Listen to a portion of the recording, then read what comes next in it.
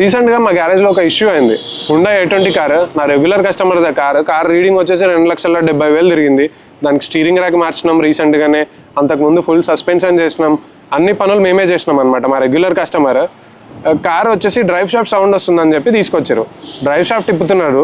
ఒక senior mechanic ఏమో ఊరెళ్ళిండు ఫర్ ఫెస్టివల్, ఇంకో సీనియర్ మెకానిక్ ఇంజన్ ఇప్పుతున్నాడు. డ్రైవ్ షాఫ్ట్ ఇప్పడమే కదా అని చెప్పేసి జూనియర్ మెకానిక్ ఆ పని అప్పచెప్పినాం. నేను నా పనులలో నేను బిజీ ఉండే. ఈ గ్యాప్లో వాడు పైన వాల్ డోర్ దగ్గర ఆయిల్ లీక్ అవుతుందని చెప్పేసి ఇంజెక్టర్ ఇప్పాలని చూసిండు. ఇంజెక్టర్ బోల్ట్ కట్ అయింది. కట్ చేసిన తర్వాత సీనియర్ మెకానిక్ దగ్గర వెళ్ళిండు, నా దగ్గరికి వచ్చిండు. తిట్టిన తర్వాత బోల్ట్ కట్ అయినది హెడ్లోనే ఉంది. సో లేత్ వాళ్ళని పిలిపించి రివర్స్ డ్రిల్ చేయించి థ్రెడ్ వేయించి కొత్త బోల్ట్ వేసినాం. ఈ పనులన్నిటికీ లేత్ వాళ్ళు మా గ్యారేజ్ దగ్గరికి వచ్చి పని చేసినందుకు ఒక 3,000 ఛార్జ్ చేశారు. రోషన్ అన్ననే ఇంకా ఆయనకి పైసలు ఇలే, ఇంకా ఫోన్ చేస్తూనే ఉన్నాడు, ఇస్తా అన్న అని చెప్పుకుంటూ మేనేజ్ చేసుకుంటూ వస్తున్నా. ఇంజెక్టర్స్ తీసి పెట్టినాం. ఇవి హుండై కార్కి డెల్ఫీ ఇంజెక్టర్లు. ఈ డెల్ఫీ ఇంజెక్టర్లు ఎట్లా అంటే జస్ట్ ఇట్లా తీసి అట్లా పెట్టినా కానీ బండి స్టార్ట్ కాదు, ఇంజెక్టర్లు బ్లాక్ అవుతాయి. సో ఆ 4 ఇంజెక్టర్లని మాకు రెగ్యులర్గా మేము వెంకటేశ్వర డీజిల్ పంప్ వాళ్ళ దగ్గరికి తీసుకెళ్తాము. కేశవన్న దగ్గర తీసుకెళ్ళి ఇంజెక్టర్లు ఇచ్చినాం. ఇంజెక్టర్లు సర్వీస్ చేయాలని ట్రై చేస్తే 4 ఇంజెక్టర్లు బండి రీడింగ్ ఎక్కువనే ఉంది కాబట్టి దాన్ని ఇంజెక్టర్ మెయింటెనెన్స్ కూడా వాళ్ళు ఎప్పుడు చేయలేదు కాబట్టి 4 ఇంజెక్టర్స్ రీప్లేస్ చేసుకోవాల్సి వస్తుంది. నేనైతే సర్వీస్ చేసి ఇస్తాను. బండి కేసు చూడండి, ఏమన్నా సౌండ్ వస్తుంటే నాకింగ్ సౌండ్ ఇంజెక్టర్ కోడింగ్ చేసి చూద్దాము, అయినా కూడా అలానే వస్తుంటే 4 ఇంజెక్టర్స్ రీప్లేస్ చేసుకోవాల్సిందే అని చెప్పిండు. సో ఒక్కొక్క ఇంజెక్టర్ 16,000 నుంచి 18,000 వరకు ఉంటుంది. ఊరికే ఏం లేదనకుండా తినకుండా ఏం చేయకుండా 50,000 పైన ఖర్చు అవుతుంది. కస్టమర్ బేర్ చేసుకుంటాడా అంటే కస్టమర్ ఆ పని అని ప్రిపేర్ అయ్యి మా దగ్గరికి రాలేదు. సరే మెకానిక్ చేసిన తప్పు వల్ల కాబట్టి వాడి మీద వేద్దామంటే వాడి శాలరీ 8,000, 3,000 10,000 అయినా నేను బేర్ చేసుకోగలను. గ్యారేజ్ కొంచెం పెద్దది కాబట్టి మల్టిపుల్ వర్క్స్ జరుగుతుంటాయి కాబట్టి ఇంజెక్టర్లు కార్కి వేసినాం. ట్రయల్ వెళ్ళినాం. ప్రాబ్లం అయితే సాల్వ్ అయిపోయింది, కంప్లైంట్ ఏం లేదు. సర్వీస్కి అన్న ఎంతో కొంత తీసుకుంటా అన్నాడు. అన్నకు చెప్పిన నేను ఈ సర్వీస్ పైసలు కస్టమర్ మీద వేయలేను, మాదే తప్పు, మా గ్యారేజ్లో వాడి వల్ల తప్పు, నా వల్ల తప్పు కాబట్టి నేనే బేర్ చేసుకుంటా అని చెప్పిన. సరే నేను నేను ఎంతో కొంత తక్కువనే తీసుకుంటాలే అని చెప్పిండు. ఒక 5,000 to 8,000 వరకు ఇప్పుడు నాకు ఖర్చు అయింటుంది అనుకుందాం. నేను బేర్ చేసుకున్నా, నా ఖర్చులలో నేను తగ్గించుకుంటా. ఇప్పుడు నాది పెద్ద గ్యారేజ్ కాబట్టి వర్కౌట్ అయింది.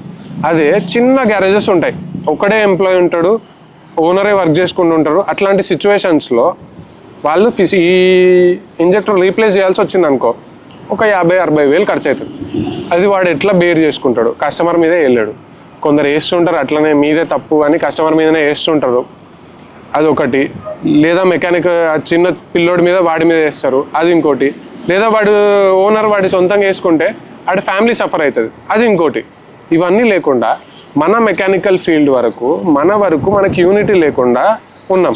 ఈ సిచ్యువేషన్లో 3 సఫర్ అవుతున్నారు. అలా కాకుండా ఒక యూనియన్ లాగా మనం ఫామ్ అయితే అట్లా 3 కూడా సఫర్ అవ్వకుండా మన ప్రాబ్లమ్స్ని మన యూనియన్ వాళ్ళు క్లియర్గా సాల్వ్ చేసుకోవచ్చు. ఇంకోటి ఏంటంటే ఇప్పుడు నా గ్యారేజ్లో ఏదైనా కంప్లైంట్ వచ్చి సాల్వ్ అవ్వకనో ఇంకో గ్యారేజ్ దగ్గరికి వెళ్తే కస్టమర్ బెనిఫిట్ అవుతాడు. కస్టమర్ ఏం చెప్తాడంటే ఇంకో గ్యారేజ్ దగ్గరికి వెళ్ళినప్పుడు వాళ్ళ దగ్గరికి వెళ్ళిన తర్వాత నాకు కంప్లైంట్ వచ్చింది అని చెప్తారు.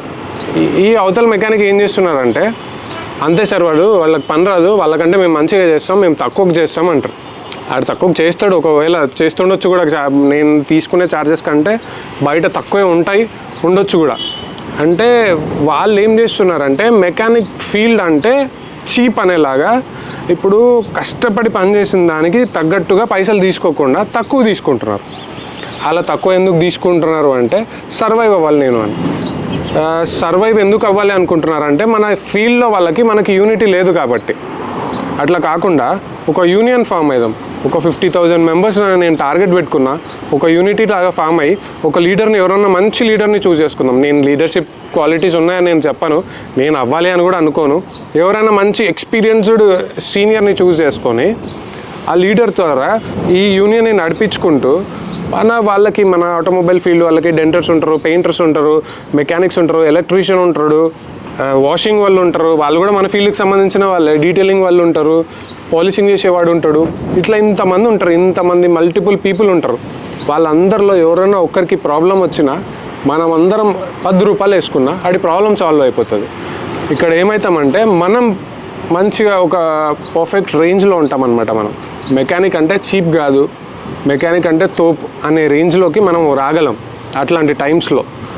సో నా ఐడియాలజీ కరెక్టో కాదో, ప్రాక్టికల్గా వర్కౌట్ అవుతుందో అవ్వదో నాకు తెలియదు. ఒకవేళ మీరు ఏదైనా ప్రాబ్లమ్స్ ఫేస్ చేస్తే నా వాట్సాప్ నంబర్స్ అన్నీ పెడతాను, కాల్ చేయొచ్చు. నాకు కుదిరితే నేను మాట్లాడతాను. ఒకవేళ కుదరకపోతే నాకు వాట్సాప్ టెక్స్ట్ చేసినా ఖచ్చితంగా రిప్లై ఇస్తాను. నాకు మంచి ఎట్లా అంటే నాతో మంచిగా మాట్లాడే వాళ్ళతో నేను చాలా రెస్పెక్ట్ ఇచ్చి మాట్లాడతాను. సో అలా ఎవరికైనా కానీ ఇంటెన్షన్ ఉంటే, మన ప్రాబ్లమ్స్ మనమే సాల్వ్ చేసుకోవాలి అనే ఇంటెన్షన్ ఉంటే నాకు వాట్సాప్ చేయొచ్చు. అండ్ నేను నెగిటివ్ ఇంటెన్షన్స్తో అయితే ఇలా మాట్లాడట్లేదు. పాజిటివ్ ఇంటెన్షన్స్ మన మెకానికల్ ఫీల్డ్ వాళ్ళు హై ఉండాలని అనుకుంటున్నాను. నేను ఎప్పుడైనా అలానే అనుకుంటా. నేను ఈ ఫీల్డ్కి ఎట్లా అంటే ఫీల్డ్ని డౌన్ చేసే స్టేజ్ నేను ఎప్పుడు తీసుకురాలేదు కూడా. And thanks everyone.